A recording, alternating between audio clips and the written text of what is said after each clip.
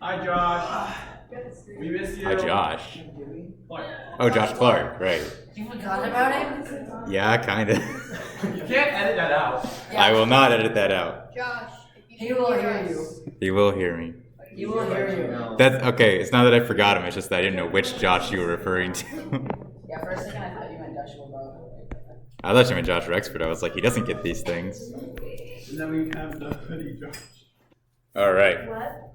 I wrote the minute and a half. So now we are in our fourth lesson in our church history series. So we've gone through, broadly, we've gone through the early church. I know I had one lesson that was specifically called the early church, but broadly people consider the early church to be from the beginning in Acts all the way up till roughly the fall of Rome. And so this lesson is going to be that transition period between the early church and what's called the medieval church. And the medieval church is obviously what lasted from the fall of Rome until the Reformation, since that kind of marked the end of the medieval era. So as we saw last week, Christianity had really kind of begun to establish itself, right? It was a legalized religion. It had the emperor on its side. It had councils that were clarifying what it believed. So it was really starting to make itself very official. On the flip side of that, the Roman Empire is crumbling, right? It's slowly declining from its former glory. It hadn't fallen just yet. When we start this lesson, it hasn't fallen yet. But its glory days were definitely behind it. And you had all these tribes that were in the north and east that were coming in and ransacking and causing a lot of trouble. And those tribes were broadly known as barbarians. Does anyone know why they were called barbarians?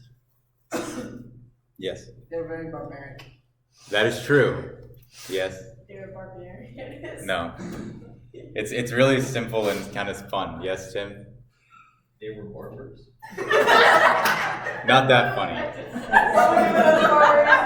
Brianna. They weren't Roman. They weren't Roman. That is part of it. The Romans gave them that name. Why did they give them that name?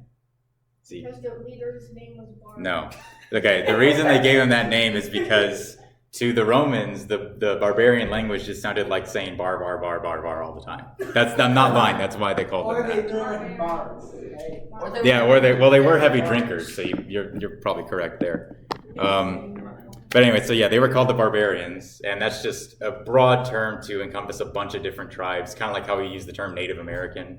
It's not referring to simply one ethnic group or family or tribe. It's a bunch of different tribes under one big tent.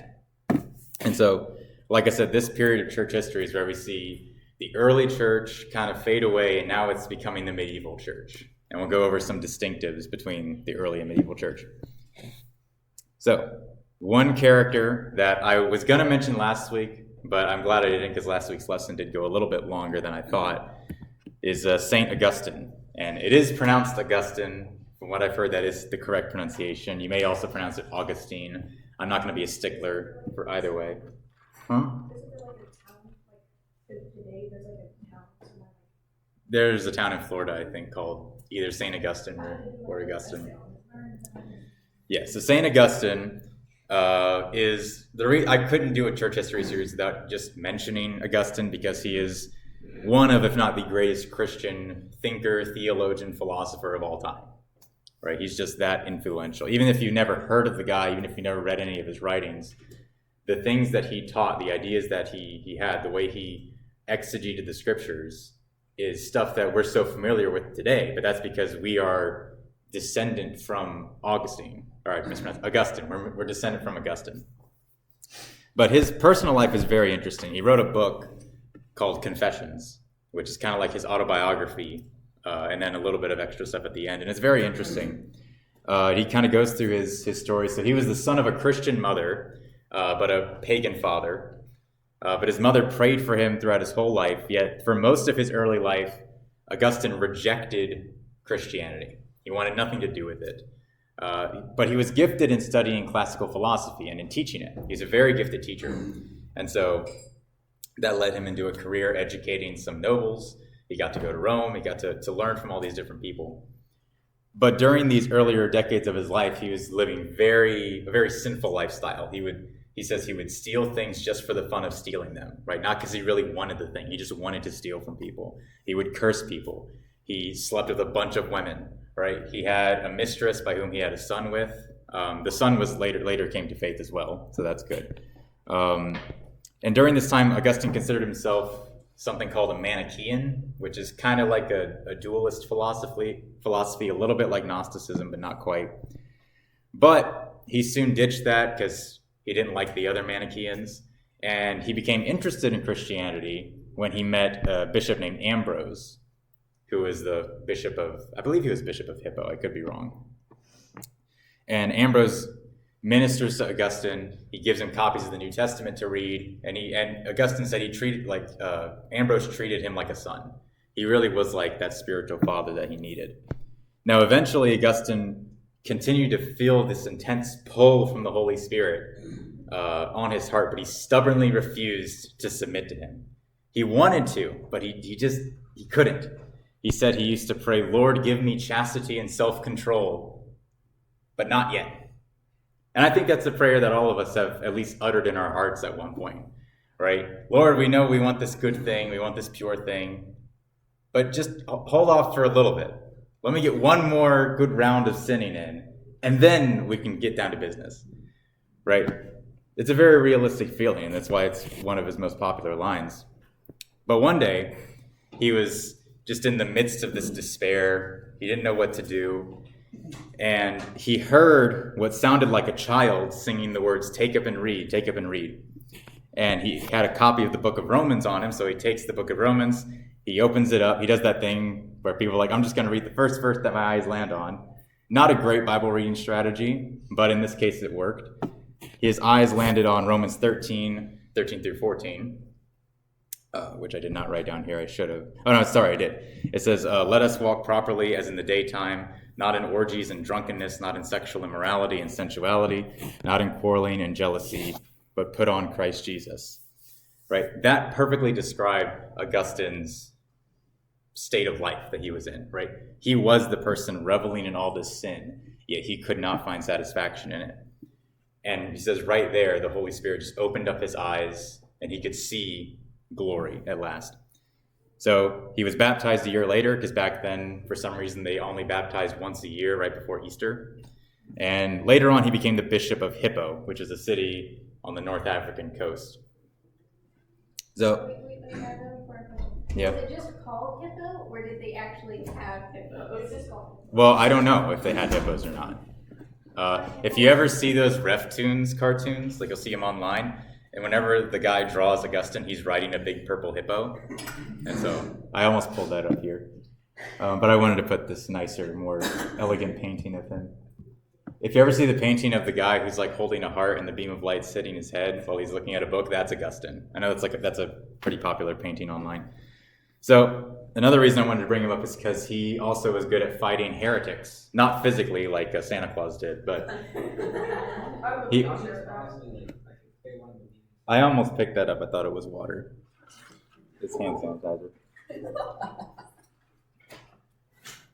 Okay. So the first heresy that he's known particularly for fighting is called Donatism.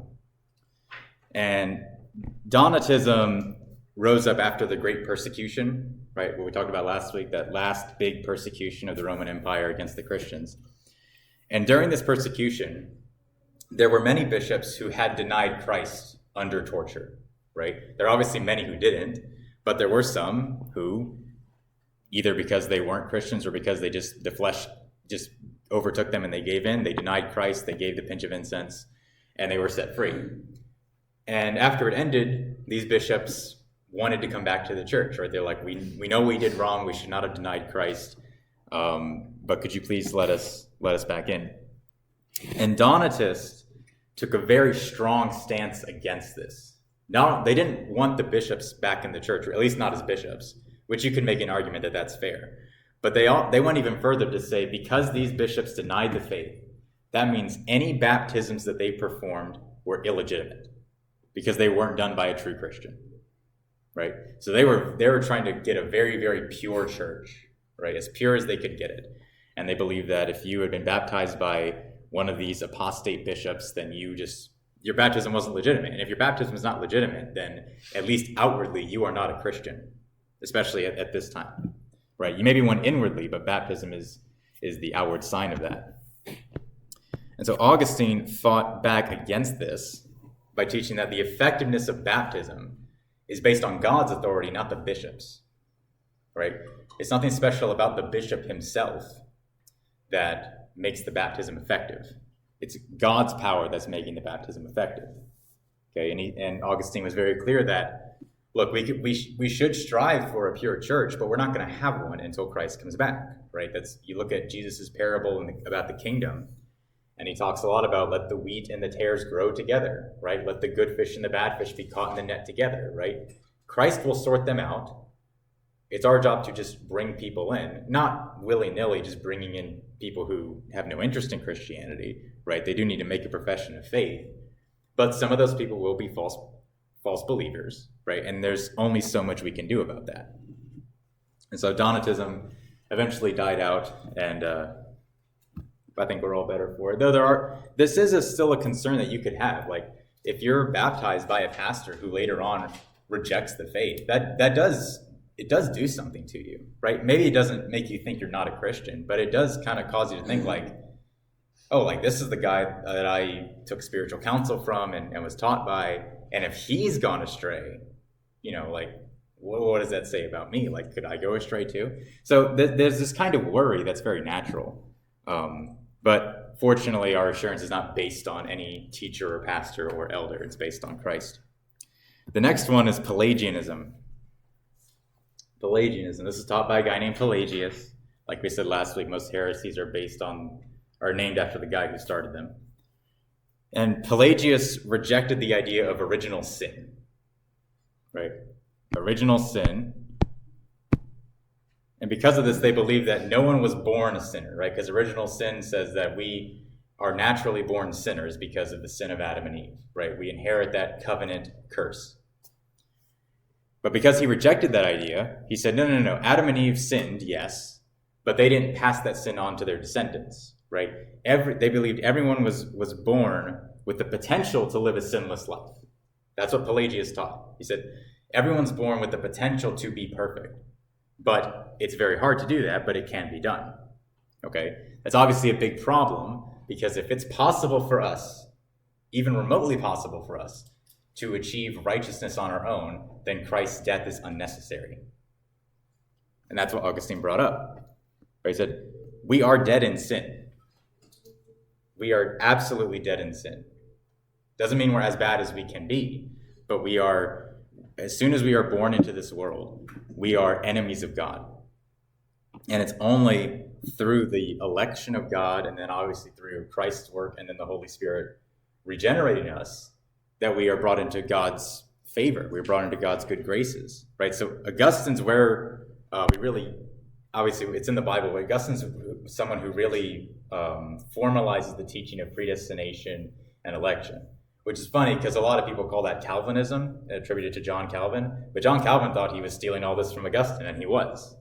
Right? So these ideas go further back than what you may think. So that's just two heresies I wanted to put out there for you. This lesson is going to be less focused than some of the other ones, because there's just so many different things that happened during this time period. It's just going to be kind of scattershot, and I'm not going to go in chronological order, so it's going to be a bit random. So Augustine lived during a time, the fall of Rome, or at least the fall of Western Rome, right? So as any historian will tell you, there is no particular moment or date or time that Rome fell. People can argue about that all the time, but no one's going to come to any firm agreement. And that's because Rome really did just kind of slowly decay away. Right? Do you say that Rome ended when Rome was first sacked in 410? Or if you're considering all the Roman Empire, well, then the Roman Empire didn't end until like 1450 something, because the Eastern Roman Empire stayed around that long, right? There was no surprise attack that just ended Rome overnight.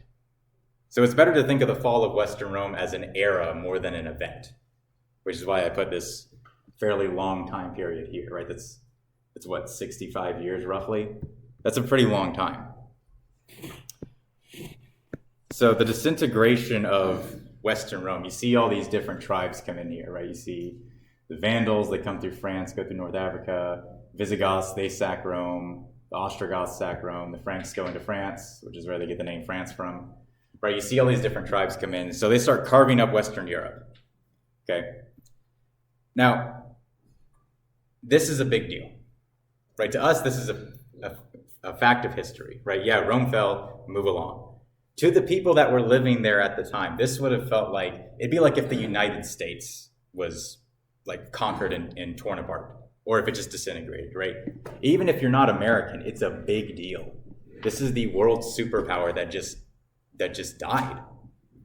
And that's what the fall of Rome was, especially the fall of Western Rome, because Western Rome had the city of Rome, which was the heart of the empire. And so this empire, whether you liked it or hated it, it was the unifying force for the known world at the time, at least for Europe.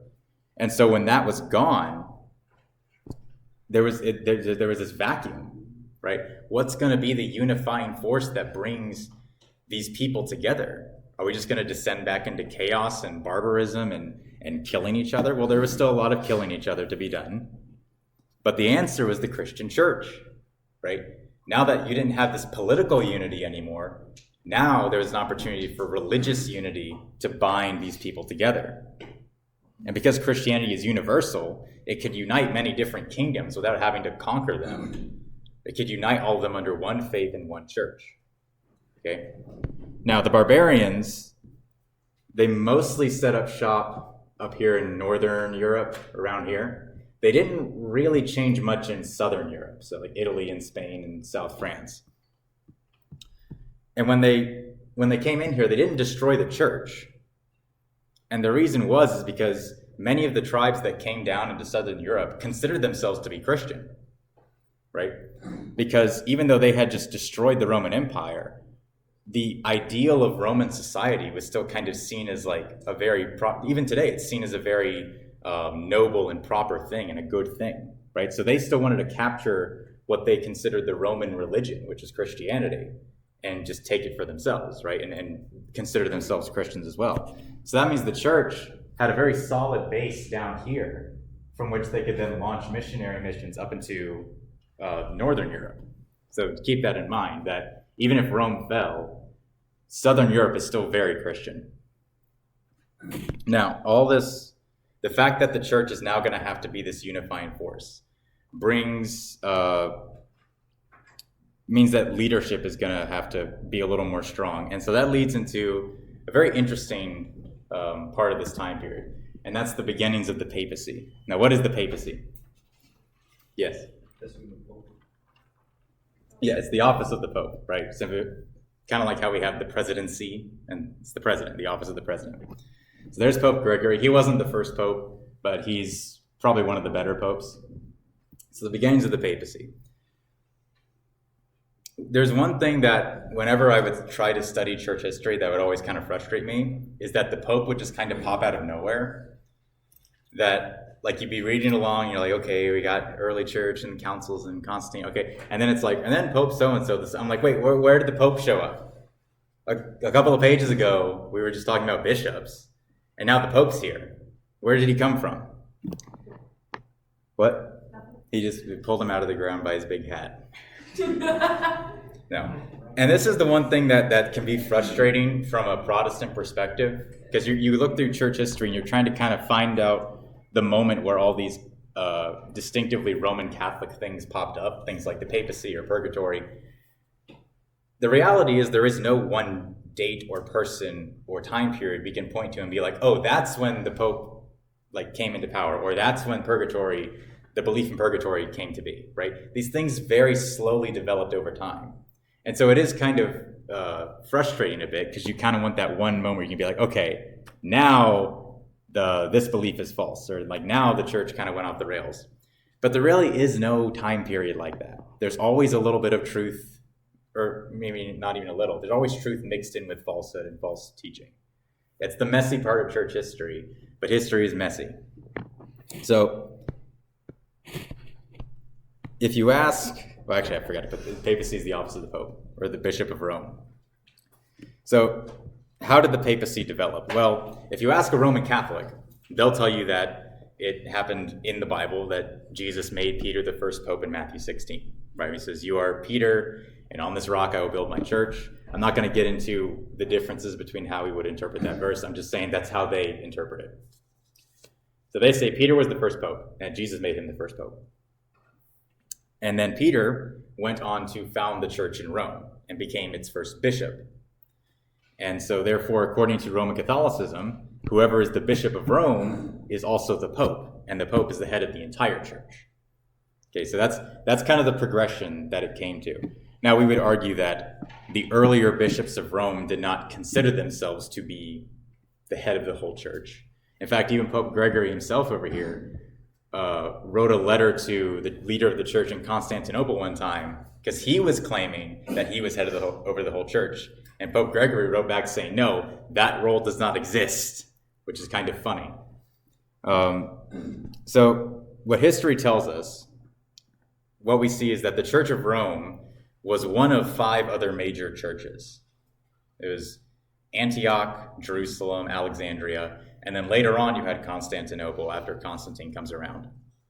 Right, so it's very natural that the largest cities would have the largest churches, and since they're larger, they're going to have more money, more capabilities, right, all that stuff. That's just what happens. There's nothing wrong with that. So these churches of these 5 major cities are the most influential.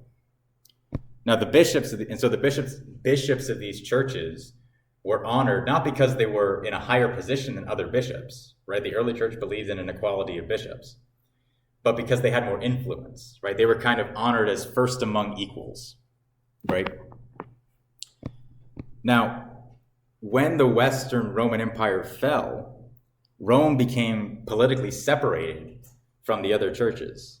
Right here, I'll go back to the map. So you see we got Rome here in the west, and then you have Constantinople, Antioch's over here, and then Jerusalem. And so all these other churches are in the east. They're all still safe. Rome is kind of isolated. And so what happens was when the Rome fell, the Roman bishop ended up becoming kind of the spiritual leader of the West because it was simply the biggest church, right? And since now the church is kind of taking over where the Roman Empire was now gone, there was a bit of a need for stronger leadership. People began to look to this bishop as, you know, you're the one that's going to lead us out of this period of chaos. And so that sowed the seeds for what would later become the elevation of the Pope in the church. Right now, in terms of the period we're covering tonight, that's not really the case, right? A lot of the popes during this time, maybe they called themselves the Pope, maybe they didn't. But they certainly didn't consider themselves to be head over the entire church. At least most of them didn't. So moving on. We got monastics. Another word for these people would be monks, which is, I'm sure, a term you're more familiar with. Right, so that's these fine gentlemen right over here. This is a painting of monks. So where did monastics come from? What? Well, I was being hypothetical. Partially. Here, I'll explain why.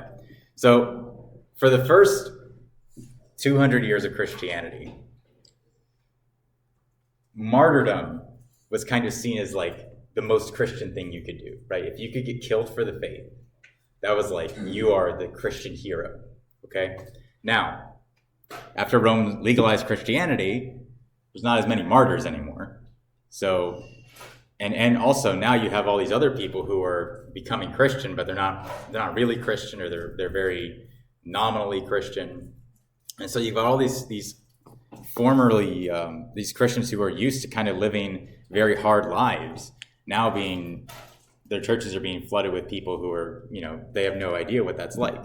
And so monasticism began as individual Christians who got away from society, got away from the pleasures of the world, went off and lived in caves by themselves, where they would battle the temptations of the flesh, right? There's even stories, like story of St. Anthony, who battled Satan himself, right, by resisting temptation. Okay, we don't know if that's true or not. I have my doubts that's true. But that was the kind of stories that were going around, right? People would say, oh, these monks, these monastics, they go off and they live in the desert, they deny worldly pleasures, right? They're seen as hard Christians, true Christians, because they're willing to do difficult things. Okay? And that did attract some people, right? Because people said, I'm tired of this fake Christianity too. I'm tired of the temptations of the world too. I'm going to go off and live in a cave also. Okay?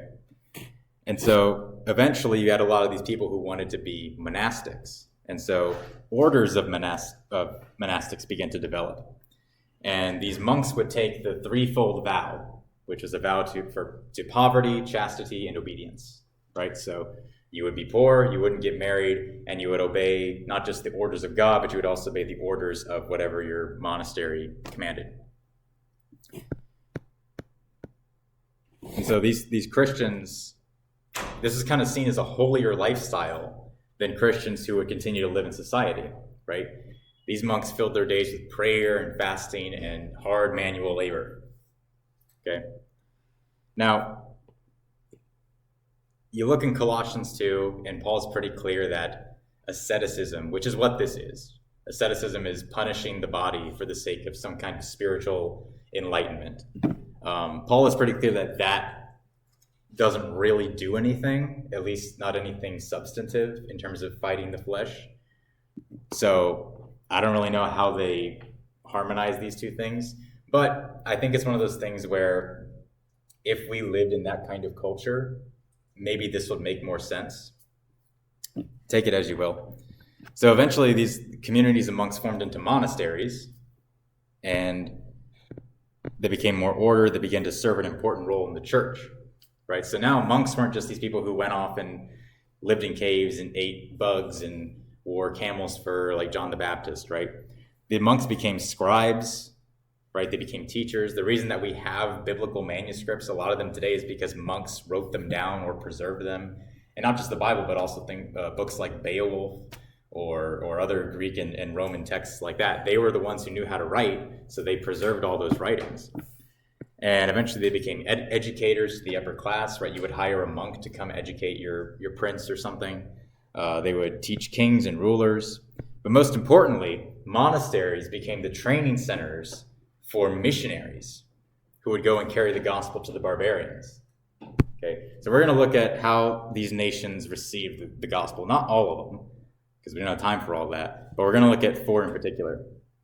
And 2 of them are going to be actual missionaries.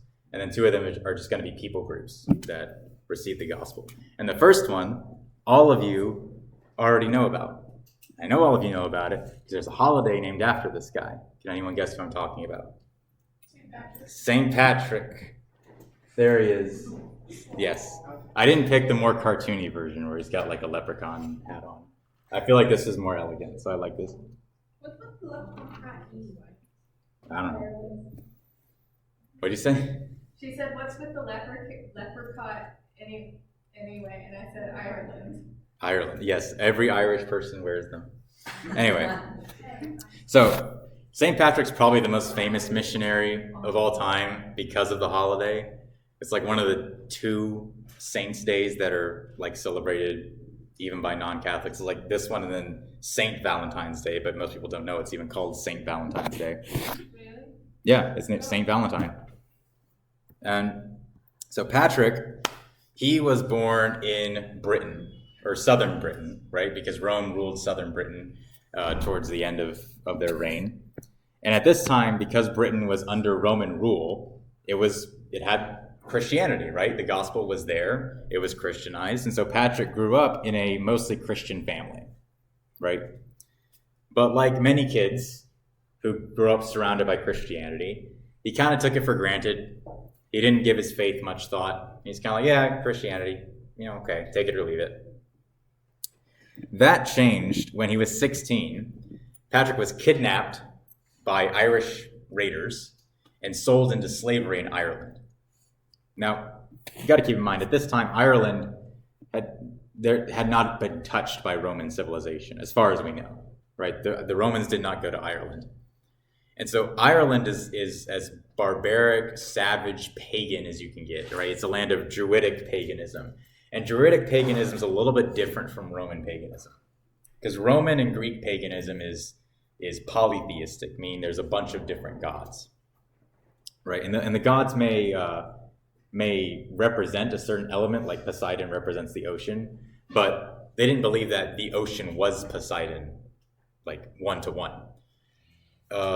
More Norse-style paganism is much more pantheistic, where you would have gods, but then you would also worship certain natural things as though they were God, like the sun or trees or water. You would believe those in and of themselves were gods. So it's a little bit different, but still pretty bad. So Ireland is that kind of paganism, right? It's Druidic, Norse-style paganism. And so Patrick's there. He's a slave. He's a slave for 6 years. And he sees how backwards the Irish live compared to those in Christian Britain, right? He's like, look, now he's coming to appreciate what Christianity does to a civilization. It's like, yeah, things were a lot better back in Britain. And so now he's realizing the value of his faith. And so he starts to take his faith more seriously. And he's even comes to love his captors, whereas before he hated them, as anyone would. But now he's able to exercise love towards them. But he's still asking God to give him his freedom because being a slave is not fun. And after 6 years, he receives a vision. Different accounts say what the vision, or who was in the vision. Some say it was a saint, some say it was an angel, who said, "You will be set free tomorrow." And so the next day he goes down to these docks. He finds a ship that's getting ready to leave. The captain says, "No, you can't come," but two shipmates sneak him on board, and they set sail. There's conflicting accounts whether he was going to Scotland or France. It really doesn't matter because eventually he did make it home to Britain. Oh, I forgot. Yeah, he escaped after 6 years back to Britain. And he gets home. His family receives him. I mean, this is like receiving someone from the dead, right? After 6 years, you would think your child is dead if they've been gone that long. But he's back, and he thinks everything's going to go back to normal. But he did not have peace at home for very long because he was haunted by these, maybe haunted is not the right word, but he was filled with these dreams of Irish children begging him to come back and share the gospel with them. And after months of deliberating, he decided to return to Ireland as a missionary. And so he went and trained in a monastery. He learned under some monks. And some even say he was commissioned by the Pope to go back to Ireland. I don't know if that's true, because this is still pretty early on.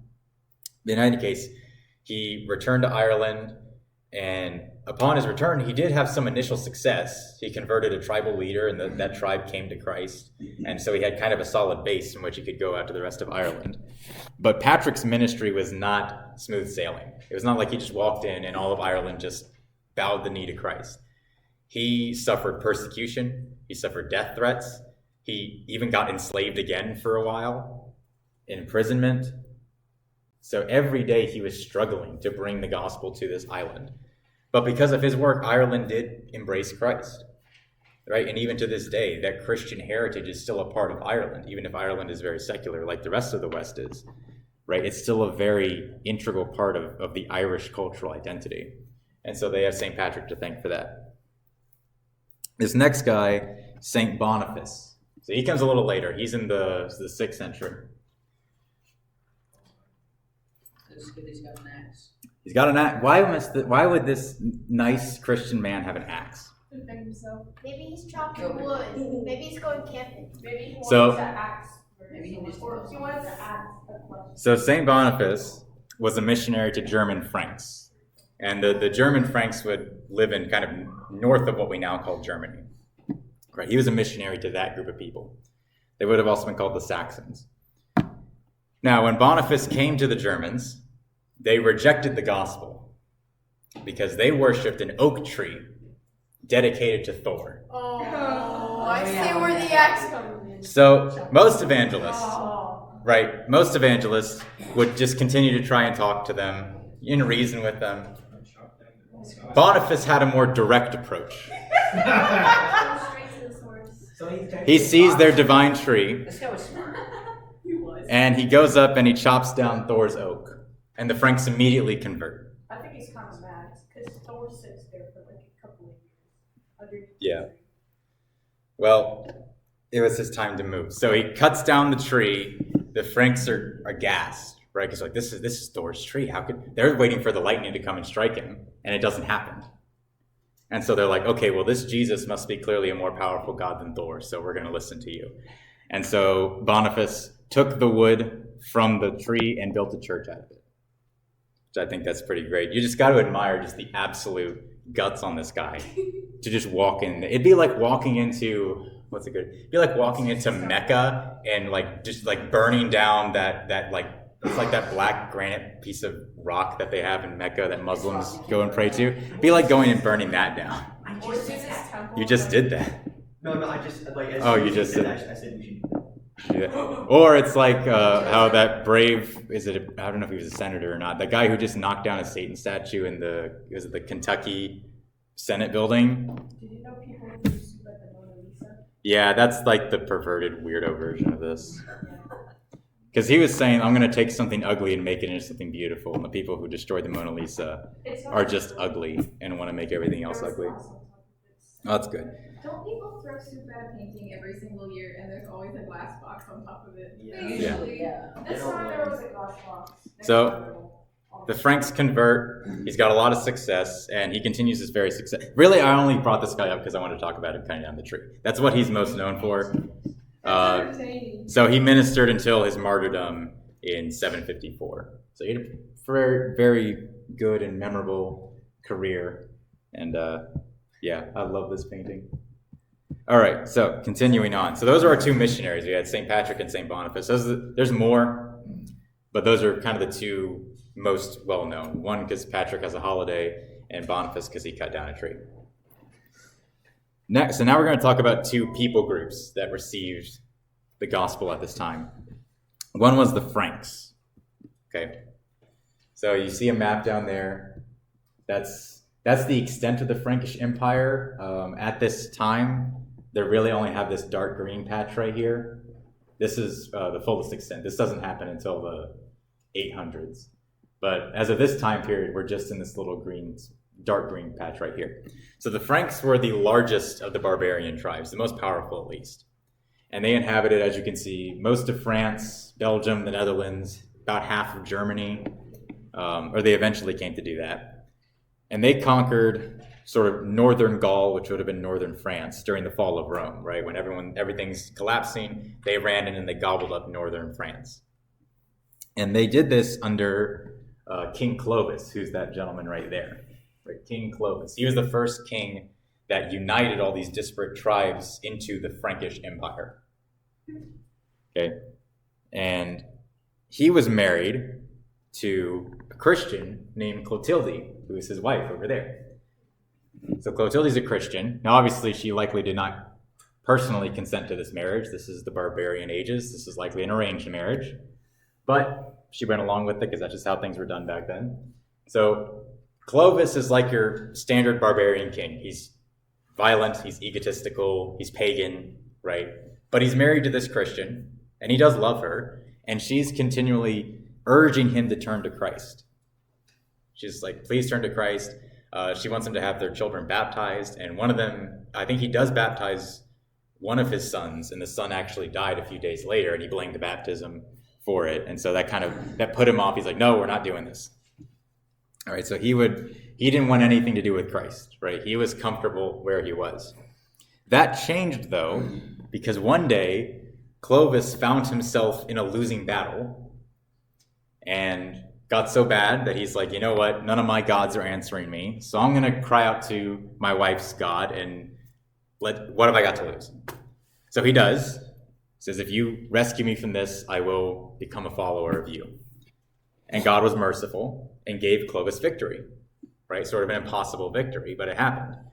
And so Clovis kept his word. He was baptized very soon after, and he became the first barbarian king to convert, right? So this isn't just a missionary going and converting a few people. This is the king himself coming to faith, which is kind of how a lot of the missions work this way, where the missionaries would often try to go to the most powerful person in the land and get them to convert, because they knew if the people saw their king convert, then they would be more likely to follow him. Right? So it was often a very top-down view instead of a bottom-up view. Not saying either one is always good, but that's just how it worked at this time, and God allowed it to turn out that way. So Clovis becomes the first barbarian king to convert, and now he's the first Christian king. However, he is still a barbarian, so he does do some questionable things. So he would continue to conquer Gaul, and when he would capture people, he would say, okay, you can either be baptized or you can die. The choice is yours. You can be baptized or we'll drown you, right? It's one of the two. So a lot of people got baptized. I'm sure some of them were actually genuine, but many probably weren't. And even some of the church leaders were like, hey, Clovis, you can't do that. Don't do that. That's not good. But that was often just how warfare worked back then, right? It wasn't just that if you were captured and you were surrendering, you swore allegiance to this person and to their God, right? It wasn't like now where religion's kind of kept out of stuff like this. Like you had to swear allegiance to their God as well, or they couldn't trust you, right? Why would they trust some pagan idol worshiper living in a Christian kingdom? They wouldn't. So this is the Franks. We're going to come back and talk more about the Franks next week because they become very based in the next few centuries. Another group of people are called the Britons. The Britons. British. Well, at this point, so we talked previously about Britain. We said St. Patrick was born in Britain. And we said that Britain at that time was pretty Christianized because the Romans were in control. But after Rome fell, the Romans abandoned Britain, obviously, and so the Angles and the Saxons went in there and took Britain. Right? They were the barbarian tribe who went in and conquered Britain. And since they're barbarians, they essentially converted the island back to paganism, right back to that Norse-style paganism. So it was once a Christian land, now it's back into paganism. So Ireland and Britain kind of flip-flop places, where it started out, Britain was very Christian, Ireland was very pagan. And then Ireland became very Christian and Britain was very pagan. This is very interesting. Now, Pope Gregory, who's that picture you saw earlier, I didn't really get into him. Pope Gregory saw some Anglo-Saxon slaves one time, and he pitied them because he thought they were beautiful people, right? They were strong, they were majestic-looking people, but they were pagans. They didn't have Christ. And he's like, people this majestic should not be without Christ. And so he sent Augustine of Canterbury. This is a different Augustine than the one we talked about earlier. That was Augustine of Hippo. I know, there's not many repeated names in this series, hopefully, but that's one.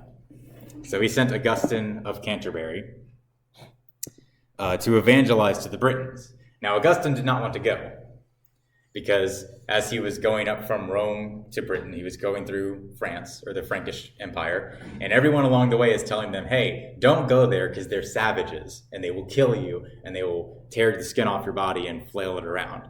I don't know if they'll do that specifically, but I imagine that's what they would do. And so they actually get right up to the northern coast of France before they go into Britain. And Augustine goes, you know what, let me double check this real quick. And so he rides all the way back to Rome just to ask Pope Gregory one more time, hey, are you sure you want us to go to Britain? And Pope Gregory is like, yes, I want you to go there. And if you die with your boots on. And so Augustine goes back. He goes to Britain. And there he found Queen Bertha. And Queen Bertha, it's another one of these interesting cases where you have a Christian queen married to a pagan king. Right? We saw it with Clotilde and Clovis. Now we're seeing it with Queen Bertha and her husband, King Ethelred. So Queen Bertha asks Augustine to come preach to her husband, who's the king like over this little area. Britain wasn't totally united yet, but he's king of the Anglo-Saxons. And so when he came to preach, Ethelred made Augustine preach outside because he believed that that Augustine had like magical powers. And that like if he was outside, I guess that would dissipate his magical powers a little bit more. Like he thought Augustine would like give him a tail or something. I don't know. There's lots of these weird superstitions. Here's the thing. The Anglo-Saxons, if you study the Anglo-Saxon belief, they believed in like, fairies and goblins and things like that. And these weren't like Tinkerbell fairies either. These were fairies that would like eat your children. What? Right? Yeah. Fairies did not start out as like a cute little Tinkerbell thing. They were monsters. Right? So they were very superstitious people. right? And even after they were Christianized, they still believed in a lot of these things. So he says, Augustine, go preach outside because I don't want you to give me a tale.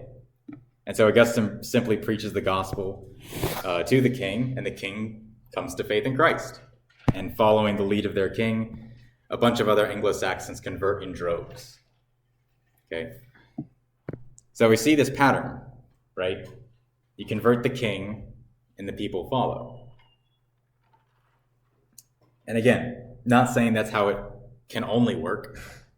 We don't see that happening in the New Testament, right? In the New Testament, it's very ground level stuff. But I think for this time period in this culture, this was the best approach, right? Because the people, everything was conducted by the king or the tribal leader, right? The people would follow this tribal leader. And so it was better to get him on your side, and then knowing the rest of the people would follow. And even if some of those followers are not genuine believers at first, you can minister to them later, right? Once Christianity is kind of accepted. So during this time period, we see Northern and Western Europe go from a land of the most paganism you can imagine, right?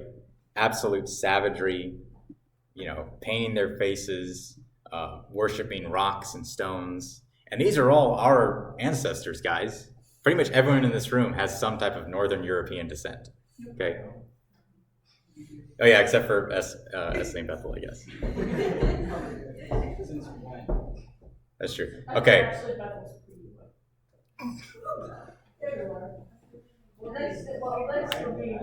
Well, thanks to colonialism, you guys might have like one British guy way back in your family line or something. So there you go. Anyway, this, and I bring this up because it's very easy to think that, our culture is, Christian culture, right? It's just how it's always been. No, it's not. For the majority of human history, our ancestors were running around naked in the woods, worshiping rocks and skinning their enemies alive and wearing their skins. That sounds like a skinwalker. It literally is a skinwalker. Oh, you want to talk? Right. I'm keeping that in. Anyway. But I bring this up because if that group of people came to Christ, the most savage people you can imagine came to Christ, to the point where you can't even imagine like British or Irish or German culture without thinking of Christianity to some extent. Right? Some of the most famous buildings in these nations are churches. Right? Think of Notre Dame in France, right? Or Westminster Abbey that's not a church. Never mind that. That's in Britain. But so much of the culture of these nations has been influenced by Christianity. It's completely changed who they are. And this is the influence that Christianity has had on the world, right? It's not just converting hearts. Yes, converting hearts is the chief goal. But out of converting hearts comes an influence in the nations themselves. And this is the point I want to leave you on. And we actually are going to turn to the Bible for this last part. I know we don't go into the Bible much in this series, naturally, because we're talking about history. But there is one point here. It's in Psalm 72. Psalm 72, verses 8 through 11. Who would like to read? Albert. May he have dominion from sea to sea and from the river to the ends of the earth. May desert tribes bow down before him and his enemies lick the dust. May the kings of Tarshish and of the coastlands render him tribute. May the kings of Sheba and Seba bring gifts. May all kings fall down before him, all nations serve him. All right, thank you. This is a promise about Christ's domain over the earth. It's very, very clearly that. And listen to the language. It's dominion from sea to sea, from the river to the ends of the earth. If you're in Israel, river to the ends of the earth are the two boundaries, right? You have the Jordan River and you have the sea, right? The ends of the earth. It says desert tribes bow down before him, kings of Tarshish and the coastlands, right? These are far off nations, and they're worshiping the descendant of David. That's what the psalmist is pointing. It's actually Solomon. This is what Solomon is pointing to. The reason I bring this up is because many people today think we live at the end of an era. right? Maybe not the end of the world, but they feel like we kind of live at the end of, like, the fall of Rome, right? You've heard people make that comparison, right? We're at the end of the American era, the end of some type of era. And that so many problems are just kind of piling up, and eventually the world's just going to cave in. And this is especially common among Christians, right? We see enemies all around us. Secular humanists, radical Islam, all kinds of temptations and sins being promoted. But this is not the first time people have felt like this, right? Living at the fall of Rome would have truly felt like you were living at the end of the world, right? Rome was called the eternal city for a reason. That society had lasted for like 1,200 years, if you count from the first Roman kings until the fall of the Byzantine Empire, which is Eastern Rome. That's 1,200 years. No other society has ever done that, right? This is why men think about the Roman Empire every day. This is why it's important. Do I? I don't know, do you? Are you a man? Are you a man? I mean, it's 2024, so. Anyway. But living at the fall of Rome would have felt like the end of the world, because you saw a 1,200-year-old society finally go into the dustbin of history. And the barbarians had just conquered that great empire, right? If Rome is undefeatable, then the ones who conquered Rome are even more undefeatable. Who could conquer them? The answer is Christ, because the world belongs to him, right? The barbarians had armies and weapons and kingdoms. And what did these missionaries have? The gospel. A stick, maybe. What? Stick can do a lot. That's it. They came in. Yeah, that's true. Boniface had an axe.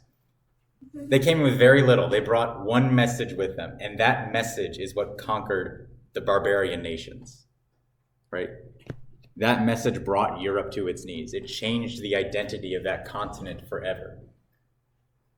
If Christ can do that to literal barbarians, right? These are not even the figurative barbarians. These are actual barbarians.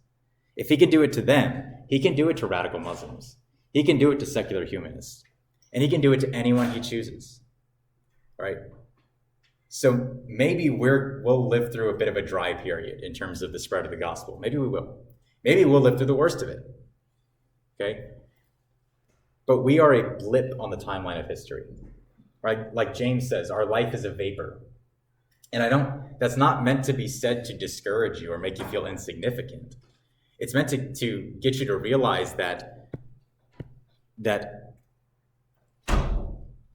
it's meant to teach us to think outside of our lifetime, right? It's so easy to just think that the world starts and stops with you. But no, the world was going long before you came here, and it will probably continue long after you're dead, right? And when we start thinking that way, we realize that God literally has all the time in the world to fulfill his plans. Maybe right now we're living at a down period, but maybe when we are able to step back and look at the whole thing, we realize that little bitty down period was actually one part of a huge ascent. Because that's what the spread of the gospel is. It's always been growing and growing and growing. There have been periods where it's gone bad, but those periods in the grand scheme of things have been a very small amount of time, right? Who's to say this situation we all live in is not the same thing? I think it is, right? Christ will have dominion over all. That much is told to us. We're not told how long it will take. We're not told when it'll finally happen. We're just told that it will happen. And that should be enough for us to be encouraged.